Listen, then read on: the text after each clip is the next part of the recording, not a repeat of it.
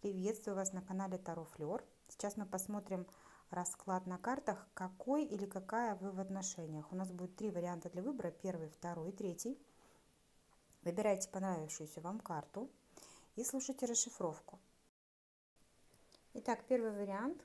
Какой или какая сейчас вы в отношениях? Очень страстные вы, очень... Партнер у вас может быть очень красивый по этому варианту. Вы знаете, вы друг друга чувствуете как-то на невидимом каком-то уровне, на уровне интуиции, на уровне каких-то энергий друг друга чувствуете. Знаете, как привлечь партнера, как зажечь. Очень страстные у вас отношения. Есть желание двигаться вместе в определенном направлении. Очень хорошо чувствуете друг друга, что он, что вы чувствуете, не соврать, не скрыть ничего не можете, потому что другой партнер это очень четко почувствует. Предательство в этой паре не перенесет ни партнер, ни вы. Если произошло какая-то ситуация, то расставание произойдет, и обратно уже по этому варианту обратно уже отношения не восстановить. То есть здесь, если люди расходятся, то расходятся навсегда, раз и навсегда. Не прощают, потому что обиды. Ну и вот на тонком уровне, если вот это вот предательство произошло уже на более тонком уровне, это ощущение такое, что вы уже просто не сможете этого понять и простить. В целом, это я сказала, да, что если расходятся, а в целом-то отношения это очень романтичные, очень страстные, сексуальные, очень отзывчивые, очень внимательные.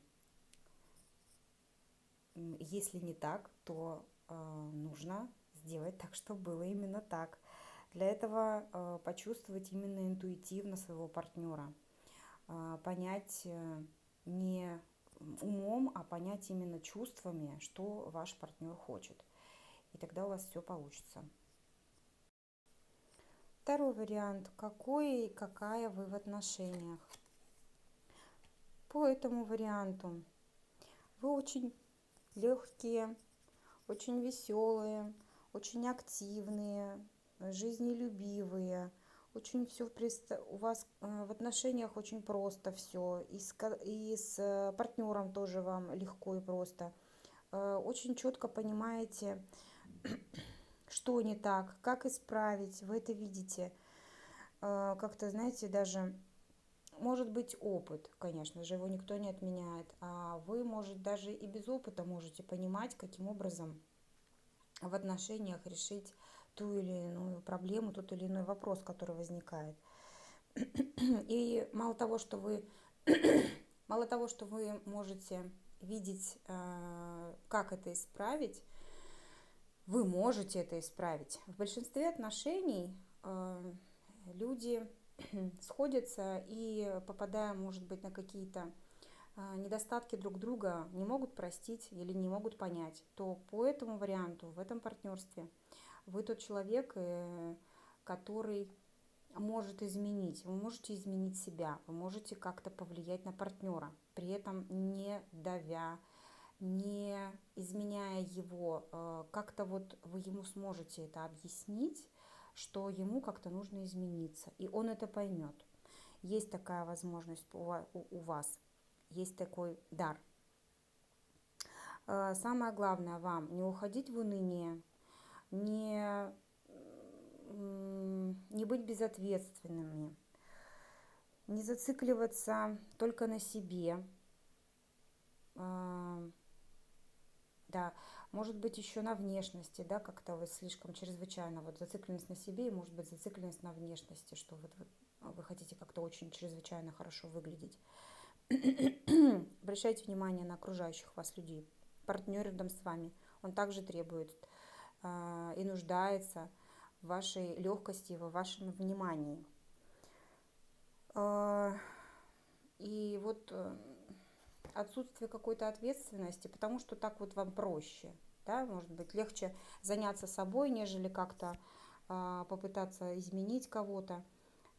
Поменять, конечно, человека не получится, если он этого не захочет, но у вас есть возможность доказать вашему партнеру, у вас есть возможность словами, чувствами, эмоциями доказать другому партнеру, что что-то не так, что что-то нужно изменить. И себя вы также можете изменить. Третий вариант. Какой или какая вы в отношениях? А по этому варианту, знаете, здесь у вас настолько все гармонично, спокойно, мирно, уютно. Прям вот в этот покой распространяется не только на вас, он распространяется как-то даже на окружающих вас людей. Они настолько успокаиваются рядом с вами. То есть вот энергия спокойствия в вашем партнерстве, она не только на вас влияет, она влияет даже на окружающих вас людей. Это какого-то, знаете, даже не то чтобы земного размера, какого-то космического размера, такое спокойствие, понимание друг друга на уровне, я не знаю, взгляда, взмаха ресницы, поднятой брови. Очень четкое понимание партнера, понимание его места. Нет никаких мелочностей, нет никаких условий, да, для того, чтобы вы были в спокойствии, вы не ставите друг другу каких-то условий. Отсутствие мелочности, опять же, это успокаивает партнеров, да, когда кто-то не говорит другому, ты там тюбик не так выдавил, или ты там стул к столу не придвинул. Очень все спокойно, очень все гармонично.